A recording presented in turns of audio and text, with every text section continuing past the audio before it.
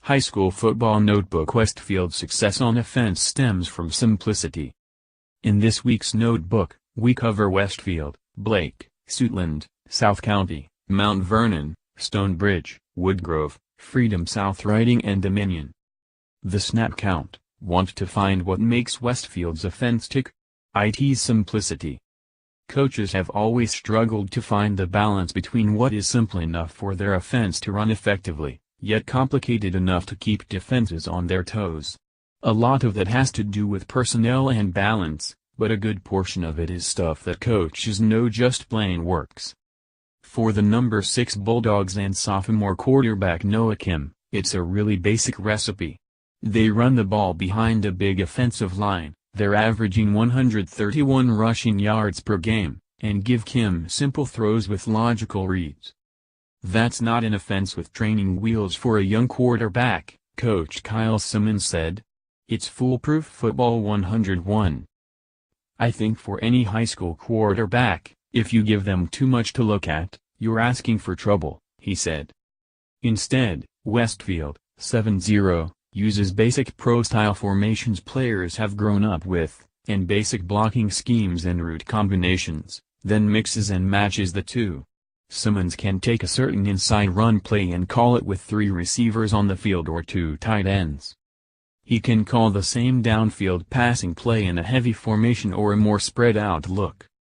Take a look at these 2 play-action passes. On the first, Kim starts under center in a 2 tight end set with 2 receivers split right. The slot receiver runs a wheel route, the outside receiver runs a post.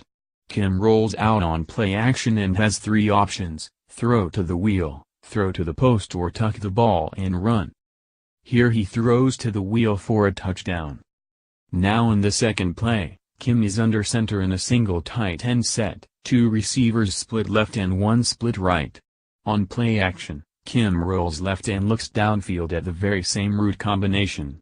The slot receiver runs a wheel. The outside receiver runs a post. He has the same 3 options, and this time he throws the to post for a touchdown. This is one of the main ways offensive coaches can keep their game plans simple enough to strip out bells and whistles, but complex enough that defenses don't know what's coming. We can run the ball and we can throw the ball and we can get in multiple formations, Simmons said. And the Bulldogs can run almost all of their plays out of any of those formations. Heading into Friday's game against number 7 Centerville, Simmons has already cut down on the number of plays he wants his offense to have ready. He'd rather do the basic things, running the football and protecting the passer, really well than install exotic packages that his team might not execute every single time. Here are the other top high school football stories from around the D.C. area. After 6 straight wins, Blake on verge of historic season. During each of Blake's off-season workouts, about 60 players attended almost every session. Some also ran track or practiced with teammates away from the group setting. They wanted to be stronger, faster and more unified to erase the stigma of 4 consecutive losing seasons. The commitment has worked, as Blake, 6'1", prepares for Friday's game at Rockville with extra incentive. The Bengals are 1 win from tying a school record 7 victories, set in 2011. While the team won't talking about the occasion this week, the players are eager to chase history. I know the boys and I know people outside are really excited, and our fans have been really supportive, Coach Deshaun Anderson said. I know they're aware of their success. Blake, which has a combined 17-35 record in the last 5 seasons, endured a season-opening loss to number 3 Damascus. But the squad has since won 6 straight, scoring at least 31 points 4 times. In that stretch, running back Isaac Smith has emerged. The senior has 1,002 total yards on the season, including 346 yards and 5 touchdowns in the past 2 weeks. Smith will look to build on that and power Blake's milestone pursuit against the winless Rams. Collie Kaplan. For unbeaten Suitland, time to make a statement. It's been a few years since Suitland played in a game like this. Mired in mediocrity since 2014, the Rams have emerged as one of the biggest surprises in the region, boasting an undefeated record through 7 games. They'll have the chance to answer their doubters this Saturday on the road at number 11 CH Flowers, 7-0, a Prince George's County defensive juggernaut intent on padding its own resume with the playoffs looming. It's the biggest challenge to date for Suitland, even if coach Ed Shields is downplaying its significance. "I don't know about it being a big moment for the program," Shields said. "The Rams have only one win over a team with a winning record, Douglas. And the Eagles, themselves, are 1-1 in such games. So, yes, Suitland has something to prove." The Eagles have built their success on the legs of senior running back Anton Squire, who leads the area with 1,384 rushing yards and is 4th with 14 touchdowns. The 5'9" Squire added about 15 pounds of muscle before the season, Shields said, making him a more physical runner. His vision is much improved, too, a combination that's proved unsolvable for opposing defensive coordinators. It's the type of challenge the vaunted Jaguars defense relishes. Joshua Needleman. Stallions buckle down for stretch run. After spending the first half of their season trying to prove they can compete with the best teams in Northern Virginia, the South County Stallions now have to turn their attention to a more direct challenge, winning the Patriot District. The Stallions, 3-4, spent September and early October facing the likes of Westfield, Centreville, and Madison. Last week, they took down West Springfield, currently the leader of the Patriot District, 35-7. This week, they get Robinson, which sits one spot ahead of them in the district rankings. "These are district games now, which means we have to throw it all out onto the field," Coach Jerry Panoni said. "But we've been through weeks of play-of-flight games already, we're used to a big game environment." Panoni said that he doesn't mind the structure of this year's schedule, strong area teams early, important district games later. It has prepared his team for the challenge of winning out against West Springfield, Robinson, and Lake Braddock. "If you feel like you have a good program, competing against the best can only make you better," Panoni said. "If you don't have a good program, you're just being fed to the wolves. Luckily, I feel like we have a good program, so we're ready now for these late games." Michael Urigo. "We found the coolest homecoming tradition in the DMV.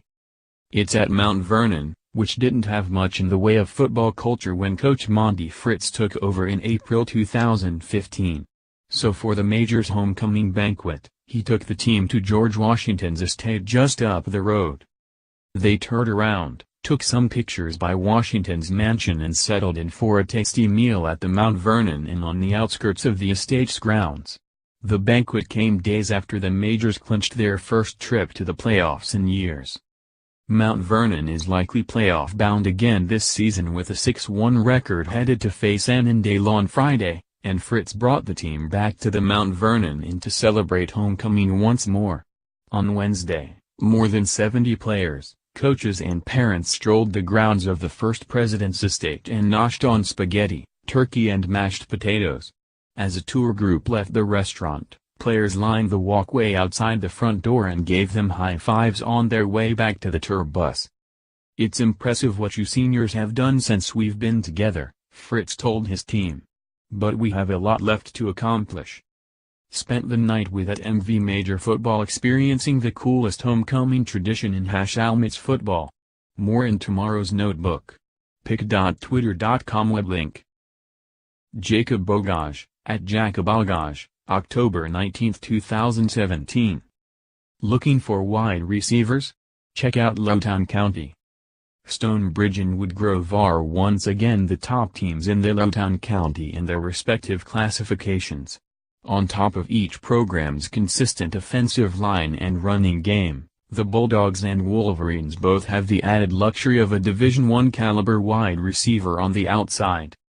This week, Stonebridge senior Daniel Thompson picked up his first offers from Towson and Howard, while Woodgrove junior Ben Castellano received his first from Central Michigan. Both pass catchers have the special combination of size and ball skills needed at the next level.